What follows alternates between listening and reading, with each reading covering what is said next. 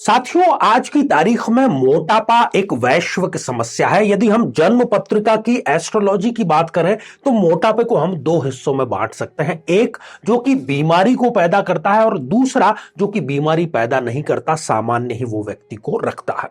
यदि गुरुदेव त्रिक भावों में यदि विराजमान है और उसकी डिग्रियां भी ठीक ठाक है तो ऐसे व्यक्ति के लिए मोटापा कई प्रकार की समस्याएं लेकर के आता है। यदि गुरुदेव नीच राशि के अर्थात जहां कहीं पर भी 10 नंबर का अंक लिखा है उसके साथ विराजमान है, यह भी एक नेगेटिविटी का ही है। इसके अतिरिक्त साथियों, यदि गुरुदेव राहु, केतु या शनि जैसे पाप ग्रह के साथ में विराजमान हो जाएं तो गुरुदेव की दशा में इनको मोटापे का शिकार भी होना पड़ता है और मोटापे से होने वाली अन्य बीमारियों का सामना भी इनको अवश्य करना पड़ता है।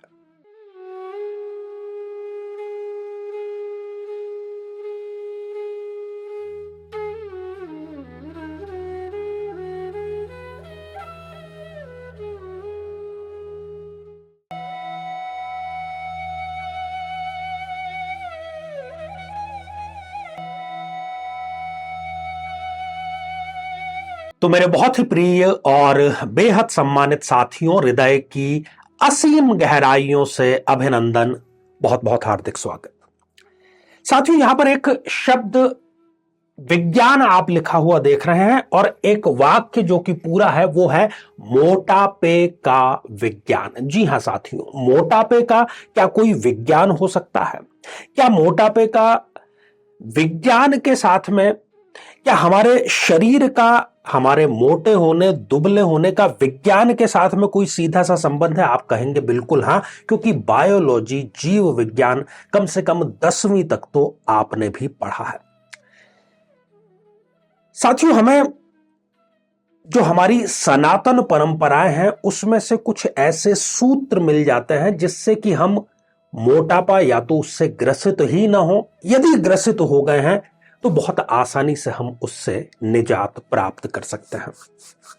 जो हमारी परंपराएं हैं भोजन करने की, भोजन से संबंधित कुछ प्रथाओं की, कुछ रिचुअल्स की, वो सीधे सीधे हमारे मोटापे अर्थात हमारे शरीर का जो मेटाबॉलिज्म है उससे संबंधित है। आपको YouTube पर कई सारे ऐसे वीडियो मिल जाएंगे और एक बात आपको भी पता होगी कि जब भोजन किया जाए तब उसको बिल्कुल चबा चबा करके कम से कम 32 टाइम्स या 32 बार उसको चबाना चाहिए, तब जाकर के जो हमारा मेटाबॉलिज्म है वो ठीक रहता है। बहुत साधारण सी बात है कि जितना आपने इनटेक लिया है, जितना आपने भोजन लिया है, जितनी आपने कैलोरीज ली है, यदि आप उसको बर्न नहीं करते हैं तो वो आपके शरीर में चर्बी के रूप में इकट्ठी होती रहेंगी और धीरे धीरे आप जो है वो मोटापे के शिकार होते रहेंगे। अब यहां पर दो बातें हैं, या तो व्यक्ति को खाना लगता ही नहीं है शरीर को, जिस व्यक्ति के शरीर को लगता नहीं तो खाना और निकालना, केवल वो दो ये कार्य करता है। तो आमतौर पर आपने ऐसे लोग देखे होंगे अपने आसपास जो चाहे जितना मर्जी खा ले वो मोटे होते ही नहीं। आप ये बात भी करते हैं कि भाई ये यार कितना खाता है, परंतु ये सदैव दुबला ही बना रहता है। इसका क्या मतलब है कि उसको खाया पिया हुआ लगता ही नहीं है शरीर को। इसके ठीक उलट क्या स्थिति है कि एक व्यक्ति ऐसा है जो कि चाहे कम खा रहा है, उसको वो कम खाया हुआ भी शरीर को बहुत ज्यादा लग रहा है। उसके मांस में वृद्धि हो रही है, उसके रक्त में, उसके मेद में, चर्बी में वृद्धि हो रही है। उसको हम जानते हैं मोटे व्यक्ति के नाम से। साथियों, यदि हम एस्ट्रोलॉजी की बात करें तो गुरुदेव को, बृहस्पति को मोटापे का कारक माना गया है और आप साइंस में यह भी पढ़ते हैं कि हमारे सौर मंडल में गुरुदेव सबसे अधिक शक्तिशाली तो हैं ही, सबसे अधिक शुभत्व वाले भी हैं, वो आकार में सबसे बड़े हैं और आकार में बड़े होने के कारण ही उनका नाम गुरु जो है वो रखा गया है। यदि जन्म पत्रिका में गुरुदेव त्रिक भावों में यदि विराजमान है, ये त्रिक भाव होते हैं साथियों, इन तीनों को त्रिक भाव कहा जाता है, तो इस जातक या जातिका को गुरुदेव की दशा, अंतरदशा आते ही मोटापा घेरना प्रारंभ कर देता है। दूसरी बात, यदि गुरुदेव नीच राशि के हो जाएं, यदि जन्म पत्रिका में जहां कहीं भी 10 नंबर का अंक लिखा है, मैं उदाहरण के लिए यहां लिख देता हूं, तो यदि गुरुदेव नीच राशि के हैं तब भी गुरुदेव की दशा, अंतरदशा आते ही इस जो व्यक्ति है इसको मोटापे का शिकार होना पड़ता है। और साथ ही यदि गुरुदेव जन्म पत्रिका में राहु, केतु या शनि इस प्रकार के पाप प्रभाव वाले ग्रहों के साथ में युद्ध करके बैठे हैं, तो न केवल गुरु की दशा अंतरदशा में, बल्कि राहु की, केतु की, शनि की, इनकी अंतरदशाओं में भी जो व्यक्ति है वो मोटापे का शिकार होता ही चला जाता है। बहुत बड़ी समस्या है मोटापा। इसको लेकर के बहुत बड़ा जो बाजार है वो भी आज निर्मित हो चुका है। अब मैं बहुत ही आपको इंटरेस्टिंग बात बतलाने जा रहा हूं और आप जरूर उससे सहमत भी होंगे, होना ही आपको पड़ेगा। अभी मैंने मेटाबॉलिज्म की बात की।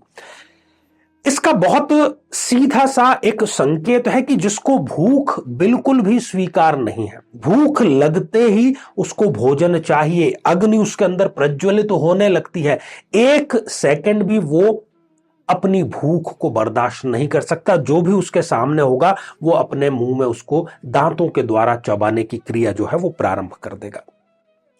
साथियों, हमारे जो ऋषि मुनि हैं उन्होंने अपनी मेधा के माध्यम से सबसे पहले तो प्रकृति के साथ में जुड़ करके हमें जीना सिखाया।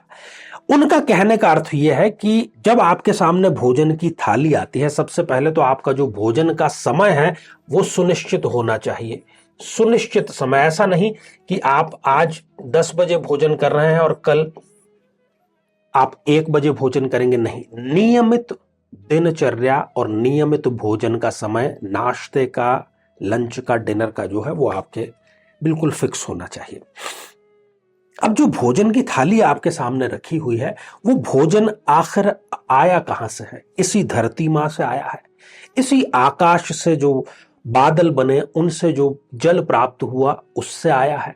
जिस किसान ने मेहनत की है उसके माध्यम से आया है। ट्रांसपोर्ट, मतलब आपके सामने जो भोजन की थाली सजी हुई है, आपकी बहन ने, मां ने, पत्नी ने, जो जिसने भी भोजन बना करके, वहां से लेकर के वो चक्र, मतलब हजारों लाखों लोगों का योगदान, उस समय आप जो भोजन करके अपनी जो क्षुधा है उसको शांत करने जा रहे हैं, उसके पीछे बहुत सारे लोगों का योगदान है। साथी, आप यकीन करेंगे और करना ही आपको पड़ेगा कि जब आप भोजन से पहले इन सब को दिल से, अंतर्मन की गहराइयों से धन्यवाद देने का कार्य करते हैं, वो भोजन आपको संतुलित रूप से लगेगा। ना आप दुबले रहेंगे और ना आप मोटापे का शिकार होंगे। ये मेरा वादा रहा आपसे। तो उन्होंने उल्लेख किया है कि सबसे पहले ओम भूपतये स्वाहा। आपने देखा होगा, आपने अपने घर में भी, हालांकि अब ये प्रथा जो है वो धीरे धीरे विलीन होती जा रही है, समाप्त होती जा रही है, परंतु 3 ग्रास भोजन से पहले 3 ग्रास भोजन की थाली के बाहर आचमन करके और जल के माध्यम से हम रखते थे। तो सबसे पहले इसमें है कि ओम भूपतये स्वाहा। दूसरा है ओम भुवनपतये स्वाहा।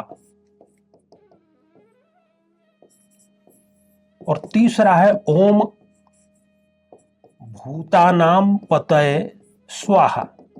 कितना सुंदर है! भूपतये, इस पूरी धरती को नमस्कार, प्रणाम, और ये ग्रास जो है भूमि को समर्पित कर दिया। भूपतये स्वाहा। भुवनपतये स्वाहा, धरती, आकाश, पंच तत्व, पूरा ब्रह्मांड, पूरे भुवन को वो जो ग्रास है वो समर्पित कर दिया है। भूतानाम पतये, इसमें पंचभूत तो शामिल है ही, भूत, वर्तमान और भविष्य, और इससे भी परे भूतानाम पतये स्वाहा। आपने अपनी थाली में से श्रद्धा पूर्वक भोजन से पहले, यहां पर पहले पर आप जरूर ध्यान रखना कि अपने आप भोजन करने से पहले आपने इन सब को भोजन जो है वो समर्पित कर दिया। पहली बात। अब इससे थोड़ा सा आगे बढ़ते हैं तो यह प्रावधान आता है कि जब आप भोजन प्रारंभ कर रहे हैं तो शुरुआत के जो 5 ग्रास हैं, जी हां साथी, ओम प्राणाय स्वाहा,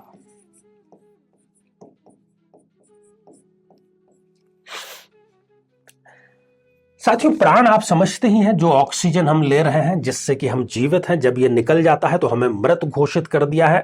हमें नाम भी अपना नहीं लिया जाता, बोलते हैं कि डेड बॉडी आ रही है, उस व्यक्ति का नाम नहीं लिया जाता। तो प्राण का इतना महत्वपूर्ण रोल है जीते जी हमारे पूरे शरीर का संचालन, और ये जो आपका मेटाबॉलिज्म है ये प्राण पर ही आधारित है। कितनी ऑक्सीजन जा रही है अंदर, भोजन का कितना ऑक्सीकरण हो रहा है, रक्त का संचालन प्रत्येक अंग प्रत्यंग तक जा रहा है नहीं जा रहा है, नाड़ियां नसें आपकी ठीक से कार्य कर रही हैं नहीं कर रही। तो आपने पहला जो ग्रास लिया, आपने प्राणाय स्वाहा, प्राण को वो एक प्रकार से नमन किया, अभिमंत्रित किया वो ग्रास ग्रहण करने के लिए। ओम अपानाय स्वाहा, ये प्राण का ही रूप है। अपान वायु, अपानाय स्वाहा।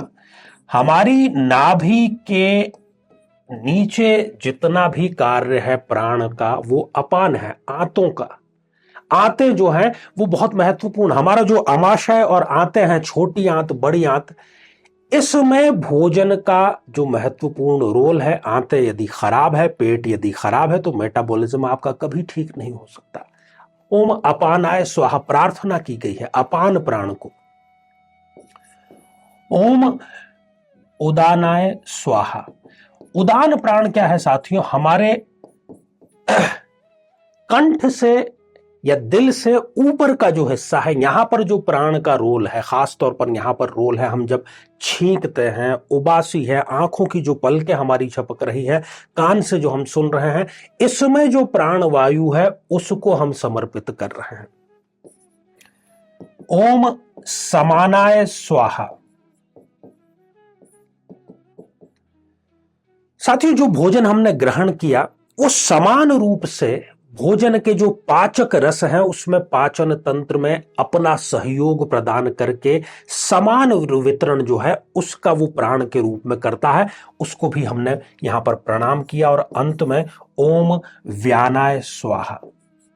व्यान प्राण आप नाड़ियों के स्पंदन में, बल्कि बाहरी रूप में भी, आप जब आप दोनों हथेलियों को आपस में रगड़ते हैं और इसके बाद में जो वाइब्रेशन आप एक दूसरे हथेली के बीच में अनुभव कर रहे हैं, इसको व्यान प्राण कहा जाता है। हमारा जो ऑरा है, इस ऑरा के संचालन का व्यान प्राण ही जिम्मेदार है।